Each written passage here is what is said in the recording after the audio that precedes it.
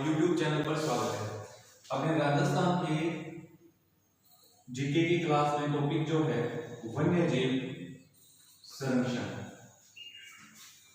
वन्य जीवों का संरक्षण।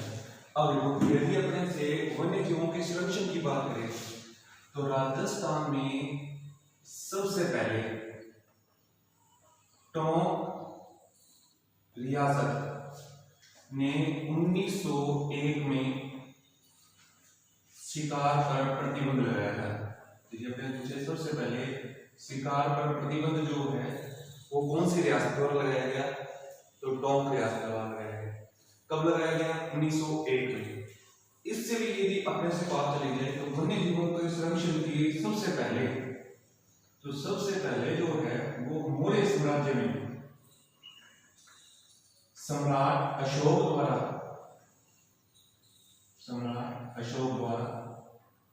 269 ईस्वी में राज्याभिषेक हुआ था सम्राट अशोक का, यानी तीसरी शताब्दी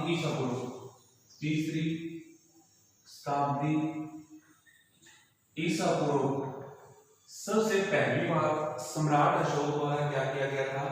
वन्य जीव संरक्षण का काम किया गया। यदि राजस्थान की बात करें तो टोंक रियासत में 1901 में शिकार पर क्या लगाया गया? प्रतिबंध लगाया गया। इसके अलावा वन्य जीव संरक्षण अधिनियम 1972। देखो, यदि अपने पूछे वन्य जीवों के संरक्षण से संबंधित अधिनियम कौन सा है तो वन्य जीव संरक्षण अधिनियम 1972। ये नाम कब स्वीकार कर लिया गया? तो भारत सरकार द्वारा तो इसे घोषित कर दिया गया 9 सितंबर 1972 को, और राज्य सरकार या राजस्थान सरकार द्वारा इसे लागू किया गया था 1 सितंबर 1973 को।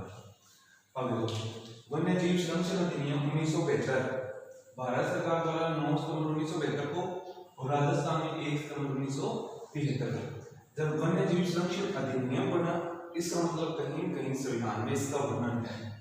यदि अपने पूछे संविधान में इनका वर्णन कहाँ पे है तो संविधान में वर्णन जो है वो है भाग 4 में।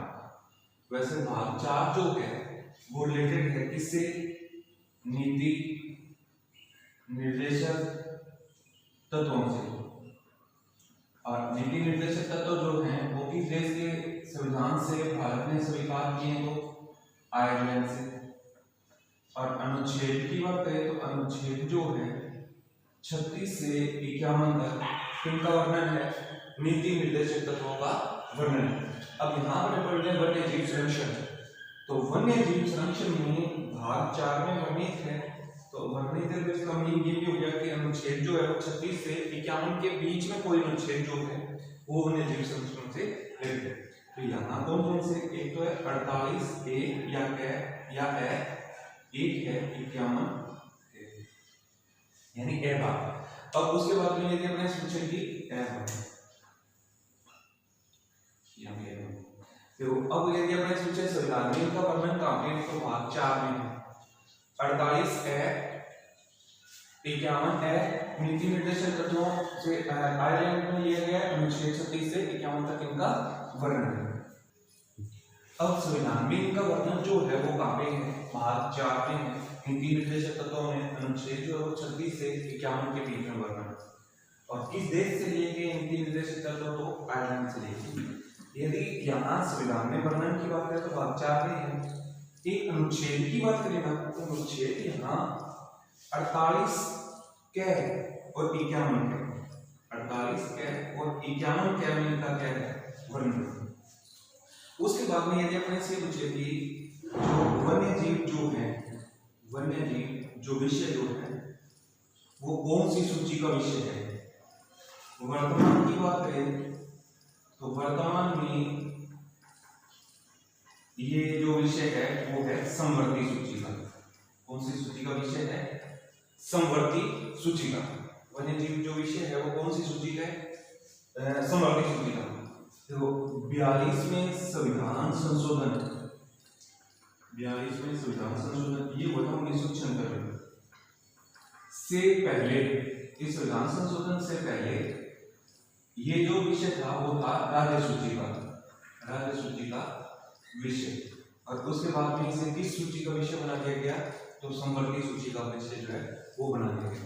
देखो वन्य जीव संरक्षण का सबसे पहले प्रयास किसने किया था, तो मुगल सम्राट अशोक द्वारा किया गया। सबसे पहले प्रयास कौन सी रियासत ने संरक्षण ने कदम उठाया था, तो टोंक रियासत ने 1901 में क्या कर दिया, शिकार पर प्रतिबंध लगाया।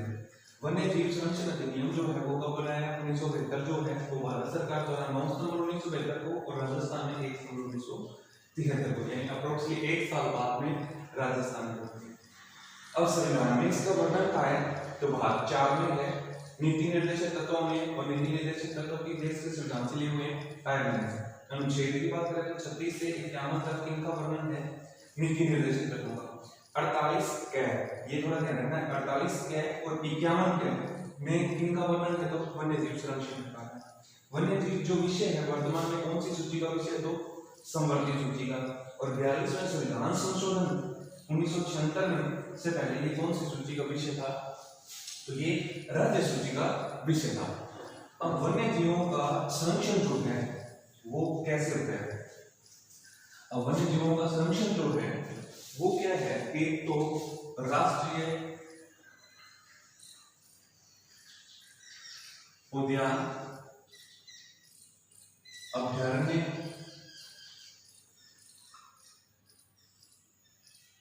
फिर उसके बाद में है राष्ट्रीय उद्यान, अभयारण्य, जंतुआलय, फिर उसके बाद में आखेट, निषिद्ध क्षेत्र, राष्ट्रीय उद्यान, अभयारण्य, जंतुआलय, आखेट, निषिद्ध क्षेत्र और मृगवन क्षेत्र। अब देखो पहले तो यहाँ पर तो संख्यात्मक जो क्या याद रखना है कि राष्ट्रीय उद्यान कितने हैं, राष्ट्रीय उद्यान जो है वो कितने हैं, 3। प्रस्तावित कितने हैं, तो 4। तो यदि अपने से पूछे प्रस्तावित कितने हैं, 4। जैसे एग्जाम से पहले अपने को थोड़ा सा अपडेट होना जरूर पड़ेगा यहाँ पे, क्योंकि 3 तो हैं, अब प्रस्तावित कितने हैं, तो 4। अभयारण्यों की बात करें, अभयारण्य जो है वो है 26। यदि अभयारण्य की बात करें तो कितने अभयारण्य हैं, 26। जंतुआलय की बात करें तो जंतुआलय जो है 5 हैं। 5 में से एक जो बीकानेर वाला है वो वर्तमान में बंद पड़ा है, बीकानेर में बंद पड़ा है। और यदि अपने सोचे प्रस्तावित कहाँ पे है, तो प्रस्तावित जो है वो है अजमेर।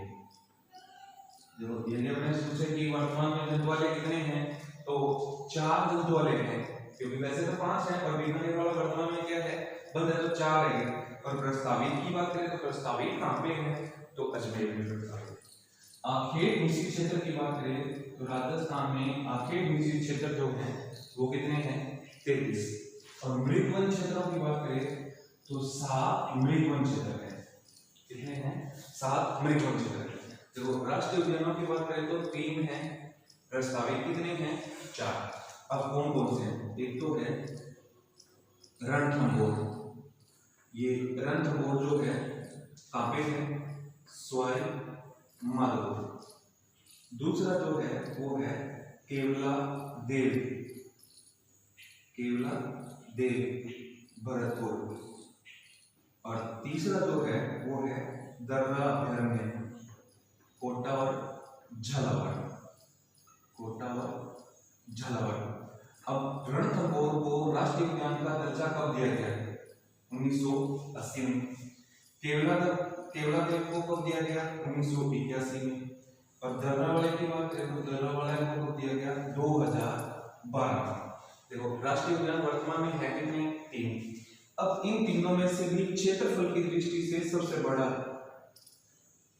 क्षेत्रफल की दृष्टि से बड़ा, तो क्षेत्रफल की दृष्टि से सबसे बड़ा कौन सा है, तो रणथंभौर। क्षेत्रफल की दृष्टि से छोटे की बात करें तो सबसे इन तीनों में से छोटा कौन सा है, तो केवला देव। ऐसे ही अभयारण्यों की बात करें तो राजस्थान में अभयारण्य कितने हैं? 26। और यदि अपने सोचे सबसे बड़ा कौन सा है, सबसे बड़ा क्षेत्रफल की दृष्टि से, तो राष्ट्रीय मरुद्यान, राष्ट्रीय मरु उद्यान। और ये राष्ट्रीय मरु उद्यान जो है वो कौन से जिलों में है? एक तो जैसलमेर में और इसके साथ बाड़मेर में। अब देखो जैसलमेर में इसका विस्तार जो है वो है 1900 वर्ग किलोमीटर और यहाँ है 1262, यानी टोटल हो गया 1900 और 1200 3162 वर्ग किलोमीटर में क्या है इसका विस्तार है। देखो क्षेत्रफल की दृष्टि से सबसे बड़ा अभयारण्य कौन सा है? तो राष्ट्रीय मरु उद्यान। देखो राष्ट्रीय मरु उद्यान को प्रस्तावित किया हुआ है इन चारों में से एक राष्ट्रीय मरु उद्यान है। यदि पेपर से पहले एक घोषणा कर दी आधिकारिक रूप से तो ये जो लाइन है वो कहाँ जाएगी? किधर आ जाएगी? फिर उसके बाद में यदि मैं सोचे सबसे छोटा, तो सबसे छोटा जो है वो 2012 में सरिस्का ए अलग कर किया गया था, सरिस्का ए। और ये सरिस्का कहाँ पे है? अलवर। यदि अपने सोचे सबसे छोटा क्षेत्रफल की दृष्टि से अभयारण्य कौन सा है? तो सरिस्का ए है और ये सरिस्का ए कहाँ पे है? अलवर। और इसका जो एरिया जो है 5.19 वर्ग किलोमीटर। देखो यदि अपने सोचे क्षेत्रफल की दृष्टि से सबसे बड़ा राष्ट्रीय उद्यान तो रणथंभौर, सबसे छोटे की बात करें तो केवलादेव, अभयारण्य की बात करें तो सबसे बड़ा जो है राष्ट्रीय मरु उद्यान और सबसे छोटे की बात करें तो कौन सा है? सरिस्का ए। अब जंतुआलय की बात करें तो 5 हैं। कौन कौन से 5? जयपुर, उदयपुर, बीकानेर, जोधपुर और कोटा। और प्रस्तावित जो है वो कहां पे है? अजमेर। जयपुर वाले की स्थापना जो हुई थी वो हुई थी 1876 में। उदयपुर वाले की स्थापना जो हुई थी 1878 में। बीकानेर जो हाल ही में बन पड़ा है इसकी स्थापना हुई थी 1922 में। जोधपुर वाले की बात करें तो 1936 में और कोटा की बात करें तो 1954 में। अब देखो यहाँ क्या है, यदि अपने सोचे स्वतंत्रता के बाद कौन सा जंतुआलय बनाया गया तो कोटा जंतुआलय 1954। चाहे अपने सोच ले नवीनतम जंतुआलय कौन सा है तो जब तक ये आधिकारिक रूप से नहीं बना तब तक नवीनतम जो कौन सा है? कोटा है। उस वाले यदि इनमें से अपने सोचे सबसे प्राचीनतम कौन सा है तो सबसे प्राचीनतम कौन सा है? जयपुर। और जयपुर वाले की जो है 1876 में क्या हुई थी? स्थापना हुई। फिर उसके बाद में उदयपुर, बीकानेर, जोधपुर और कोटा। और प्रस्तावित की बात करें तो प्रस्तावित जो है वो कहाँ है? अजमेर। आखेट निशी क्षेत्रों की बात करें तो राजस्थान में आखेट निशी क्षेत्र जो है वो कितने हैं? 33। अब क्षेत्रफल की दृष्टि से सबसे बड़ा आखेट निशी क्षेत्र सबसे बड़ा जो है वो है कोरसर समंसर चूरू में जगह है। तो चूरू वाला ये क्षेत्रफल की दृष्टि से क्या है? सबसे बड़ा है कोरसर समंसर। और यदि मैं सोचे क्षेत्रफल की दृष्टि से सबसे छोटा कौन सा है तो सबसे छोटा जो है वो है कनक सागर। और ये कनक सागर कहाँ पे है? बूंदी। क्षेत्रफल की दृष्टि से सबसे बड़े की बात करें तो सबसे बड़ा जो है वो है कोरसर समंसर चूरू। सबसे छोटे की बात करें तो सबसे छोटा कौन सा है? कनक सागर। और यदि मैं पूछे सर्वाधिक कहाँ पे है तो सर्वाधिक जो है वो है जोधपुर जिले में। और जोधपुर जिले में 7 जो है वो क्या है? आखेट निशी क्षेत्र है। इसके साथ में ये ध्यान रखना एक तो संथाल, जैसे संथाल विद्रोह था, कानू जी और सिद्धू जी वहां को फेमस थे। और यहाँ संथाल और महिला ये क्या है? ये संथाल और महिला क्या है? राजस्थान में प्रसिद्ध आखेट निशी क्षेत्र है। और ये संथाल और महिला है कहाँ पे? तो जयपुर में। देखो यदि अपने सोचे राष्ट्रीय उद्यान कितने हैं? 3। अभयारण्यों की बात करें तो 26, जंतुआलय की बात करें तो 5, आखेट निशी क्षेत्रों की बात करें तो 33 और मृग वन क्षेत्रों की बात करें तो कितने हैं? 7। अब 7 मृगवन क्षेत्र कौन कौन से हैं? एक तो है सज्जनगढ़ मृगवन क्षेत्र। अब ये सज्जनगढ़ जो है वो है उदयपुर में। एक जो है वो है पुष्कर मृगवन क्षेत्र। पुष्कर मृगवन क्षेत्र, पुष्कर जो है वो कहाँ पे है? अजमेर। फिर उसके बाद में थर्ड जो है चित्तौड़गढ़ मृगवन क्षेत्र। ये चित्तौड़गढ़ मृगवन क्षेत्र कहाँ पे है? चित्तौड़। कितने हो गए? 3। तो टोटल कितने हैं? 7। 2 तो है जोधपुर में और 2 कहाँ है? जयपुर में। तो जोधपुर वाले कौन कौन से हैं? एक है खेजड़ी और एक जो है वो है माचियस खाई। ये दोनों जो हैं ये कहाँ पे हैं? जोधपुर। कौन कौन से? एक तो खेजड़ी और माचिया। अब रह गए 2 जयपुर वाले। अब जयपुर में कौन कौन से? एक तो संजय उद्यान और एक है अशोक विहार। अशोक विहार ये है जयपुर में। अब ये क्या बने पूछे कि राजस्थान में मृगवन क्षेत्र कितने हैं? मृगवन क्षेत्र कितने हैं? 7 हैं। कौन कौन से जिले हैं? तो सज्जनगढ़ उदयपुर, पुष्कर अजमेर, चित्तौड़गढ़ खेजड़ी और माचियसराय जोधपुर। संजय और अशोक विहार जो है वो कहाँ पे हैं? जयपुर। देखो राष्ट्रीय उद्यान कितने हैं? 3। अभयारण्य कितने हैं? 26। जंतुआलय कितने हैं? 5। आखेट कृषि क्षेत्र कितने हैं? 33। और मृगवन कितने हैं? तो 7। यहाँ अभयारण्य में अपने को और क्या कहते हैं? देखो यदि अपने से पूछ ले कि गधा अभयारण्य ये प्रस्तावित है। गधा अभयारण्य, ये गधा अभयारण्य प्रस्तावित कहाँ पे है? डूंगलोद। और ये डूंगलोद कहाँ पे है? झुंझुनू। ऐसे ही भालू अभयारण्य की बात करिए, ये भालू अभयारण्य कहाँ पे है? जसवंतपुरा। ये कहाँ पे है? जालोर, सुंदा माता के पास। देखो गधा अभयारण्य की बात करें तो गधा अभयारण्य कहाँ है? डूंगलोद झुंझुनू। और भालू अभयारण्य की बात करें तो जसवंतपुरा जालोर। ये दोनों ही बहुत ही इंपॉर्टेंट है। गधा अभयारण्य कहाँ है? भालू अभयारण्य कहाँ है? तो इस क्लास में अपना यहाँ बेसिक जो पार्ट है वो पूरा होता है। फिर जो अभयारण्य है उनका विस्तार जो अपने नेक्स्ट क्लास में करेंगे। Thank you.